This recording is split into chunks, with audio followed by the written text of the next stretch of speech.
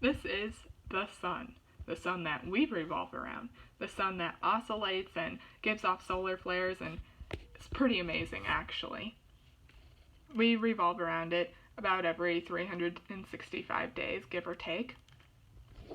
So my name is Hannah, and my project was on increasing the efficiency of photovoltaic cells. So what in the world is photovoltaics? Photovoltaic cells convert photons of sunlight into a flow of electrons using the photovoltaic effect. The cells then produce direct current electricity from the sunlight, which is then essentially what provides the power people use for their devices. This is also known as solar energy, which a lot of people are familiar with because it's becoming such a big thing. So the Sunshine State. Florida is known as the Sunshine State, but only about 0.36% of the electricity used in Florida is a result of solar power. Now this is interesting because every hour the sun provides enough energy to power 2,880 trillion, with a T, light bulbs. Mind blown. Okay, solar at FGCU. So a lot of people don't know this, but FGCU has a solar field. It's about 15 acres and it's located by the main entrance off the dirt road.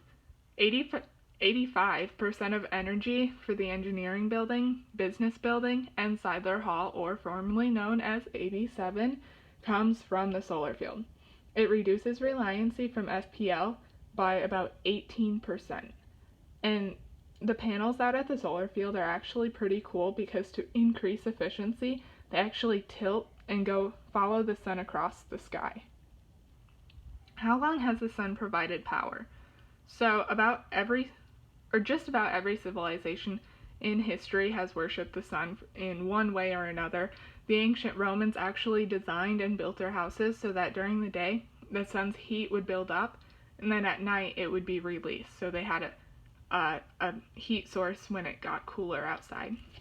And then in 1839, a French scientist by the name of Edmond Becquerel discovered the photovoltaic effect, and he discovered when light is absorbed by a material, then it produces an electric voltage. So then in 1883, a New York inventor by the name of Charles Fritz created the first solar cell. He achieved this by coating selenium with a very thin layer of gold.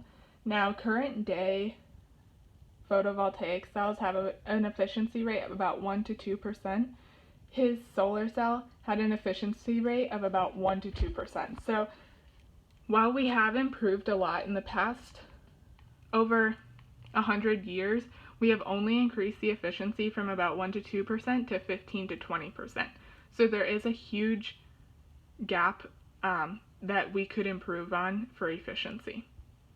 How can we better utilize photovoltaic cells? So my paper was on CDTE thin solar film, which is what I researched in, and it's basically what I found the best way to produce solar power on a large scale for implementation of large scale solar. By implementing CDTE thin solar film, scientists would be able to lower the payback time from about 1.5 years, 1.5 to 3.5 years, to about 1 year. So that's a huge difference when it comes to energy payback. And solar cells actually have a very low, almost 0% emission when they come to utilizing it. The only emissions that they would produce is from the production of the solar cells. So that's also a huge thing, is they're clean energy, they're renewable energy, and they use something that we already have, which is the sun. How does a CDTE solar cell work? Well, a photovoltaic cell is exposed to photon particles and light, and electrons and electron holes become excited. Electron holes move from the p layer, up here, to the n layer. The p-n junction for depletion becomes stronger, quickly sweeping negatively charged electrons and positively charged electron holes across the barrier, creating electrical current. They then move from the n layer to the p layer. Electrons gravitate towards the external load to flowing around the circuit to create power, which is right here. Here's just a chart, and like I mentioned before, CDTE thin film is not the most efficient, but it is what could be, or the best choice for implementation of large-scale solar. So it does have an efficiency rate of about 17.5%. So it is one of the more efficient ones. The future of photovoltaic cells.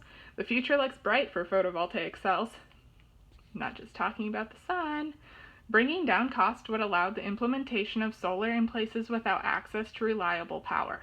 By being flexible and moldable, it opens new doors of possibility for a world that runs on solar, or just increasing that 0.36% in the sunshine state.